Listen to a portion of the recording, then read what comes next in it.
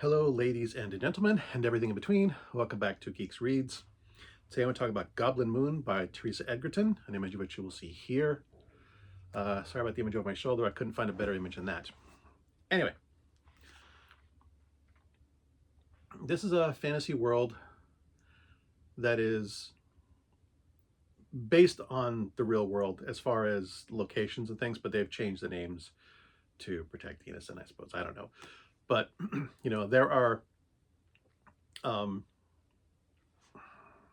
allegories, but similar locations to Spain, England, France, North America, Germany. They're just named different things. Some of them are similarly named that you can draw connections to them.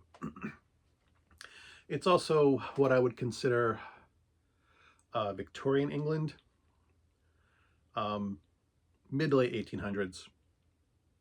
There's some technology. There's some magic, although magic seems to be very rare, and not many people can do any of it. Most of it's small, minor stuff. You won't see wizards throwing fireballs and things like that. There are also fantasy races like gnomes and dwarves. Elves are mentioned, but you don't really see any of them. And in spite of the fact that there are 9 goblins on the cover of this book, you don't see any goblins either. They're more of a mythical race that are hinted at than actually seen. The basic story has several characters and is told from several points of view. The main points of view principal characters are Gottfried Jenk, who owns a bookshop. His sometimes associates, Caleb and Caleb's nephew, Jed. There is Jenk's granddaughter named Sarah, whom he has sent to live with wealthy relatives, who is Clotilde Vorder, and her daughter Elsie, who is around Sarah's age. So Sarah was sent to live to be a companion to Elsie, and Gottfried hoping to get her introduced to a better, higher rank in society. There is also a gnome duchess of Woltgarden, I think is how it's pronounced. A foreign Jarl Skazgra, who is from the story's equivalent of Germany, and Lord Francis Skellbrook. So there are other characters here and there, but these are the principal characters that we interact with. And there's like 6 or 7 of them. The ones whose point of view we see from are primarily Skellbrook, Sarah, Jed, and Jenk.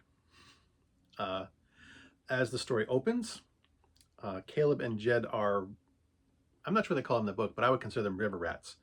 They essentially paddle a small cheap boat up and down the river, looking for anything they can scavenge and sell for money. Anything unusual that they find, they bring to Gottfried Jenk, who owns the bookshop and is, an educated man. We learn that Jenk used to be a member of high society, but squandered his fortune, now is forced to live as a bookseller. So they find a floating coffin made of very expensive materials, which they think, that Jenk would probably know a bit more about.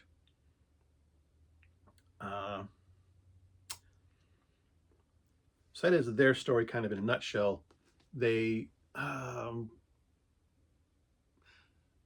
up and find a corpse that is perfectly preserved, along with several rare, precious books containing unusual information. Jenk lost his money practicing alchemy, and these books have alchemical and magical formulas. They decide, they don't want to let anyone else know, partly because of his previous failures, things like that. Sarah, being a companion to Elsie's mother, Clotilde, is completely overbearing, treats Sarah poorly, gives her just cast-off dresses to wear that she had necessarily altered to fit herself. Sarah's a very practical girl, very intelligent and very forthright and has a strong personality and is very no nonsense. Doesn't like the fact that Clothild is overbearing and basically just kind of steamrolls over any of Elsie's complaints. Elsie is very frail of health, although in Sarah's opinion, some of that is due because her mother will spend money to pay any quack to try and fix her up. So it's as much for shoddy quackery treatments than anything else. The Duchess, the Gnome Duchess, is a very prominent figure in high society. She is one of the wealthiest and most influential of the wealthy aristocracy in this area. There are multiple storylines going on here, multiple intrigues, multiple plot lines. Jarl Skoskra and Lord Skelbrook are acquaintances of the Duchess.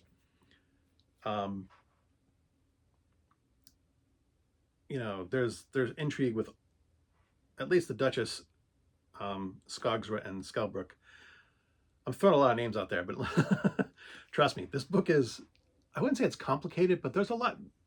For all that it's slow paced, there's multiple storylines going on and multiple intrigues. And that's kind of what kept me going for this book.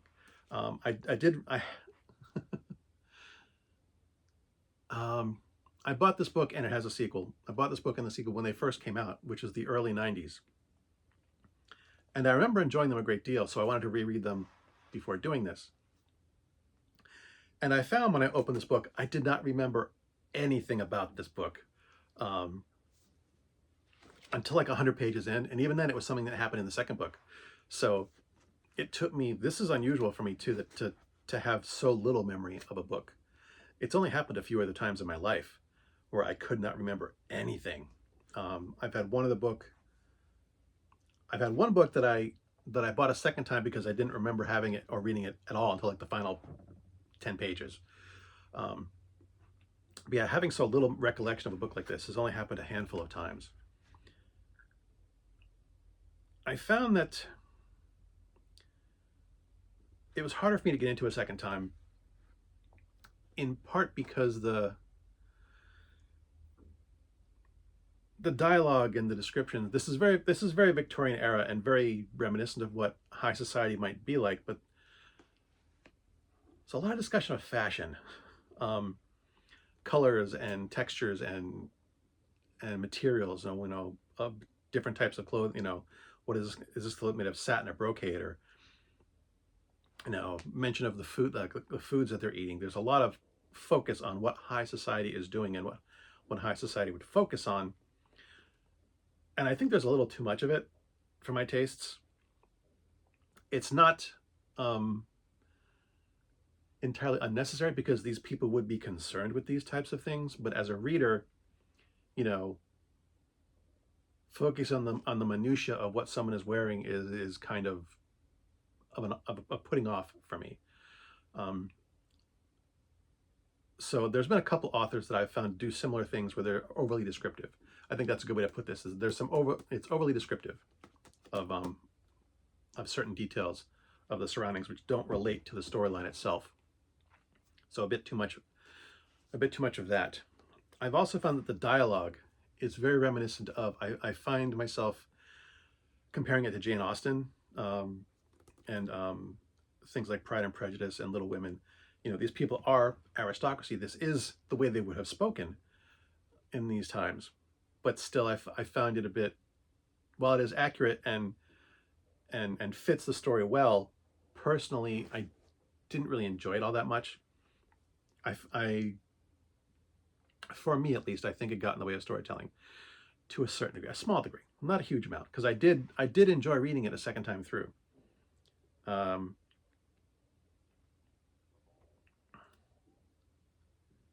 was I gonna say?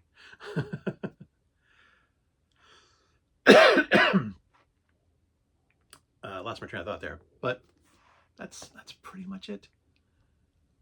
So if I had to give a brief description, I would say this is a combination of Jane Austen's Pride and Prejudice and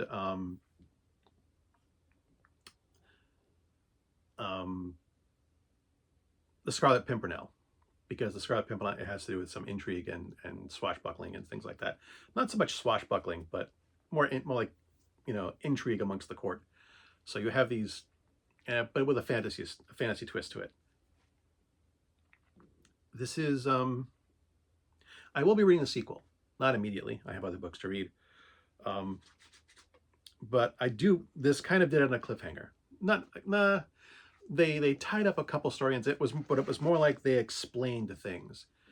You know, when they finally got to the end of the book, they explained, they tied up a few plot ends, explained why certain intrigues were in place and how they got there. Having finished the book, I do remember a couple of things from the sequel, which is one of the reasons I want to read it, because there's only a couple things that I remember about some of the characters, and I want to kind of flesh that out a little bit.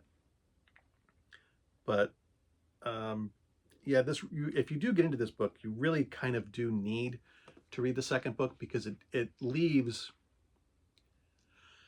at least like 3 or 4 plot threads hanging, and they're kind of important ones. So you could read, this isn't really as much a standalone book as it is part 1 of a 2-part series. So I'm not sure if that would intrigue anybody. This is also, like I said, this book is from 1990. I think it was 1991. I can drop the bookmark. Yeah, printed 1991. So February 1991, so early 1991. I don't know how hard this book would be to get a hold of. Teresa Edgerton did write several other books. I am intrigued enough that I have so many books to read. Intrigued enough that I'd want to go out and like purchase some of her other books to read them, but Christmas is coming. My kids are asking me for a wish list, and it's like I'm going to dump like 9 books onto my wish list as it stands without having to go into other possibly hard to find stuff. I don't know if this will be hard to find, but it might be. So, as always, thanks for watching. As always, my stuff is crap. And until next time, good hunting.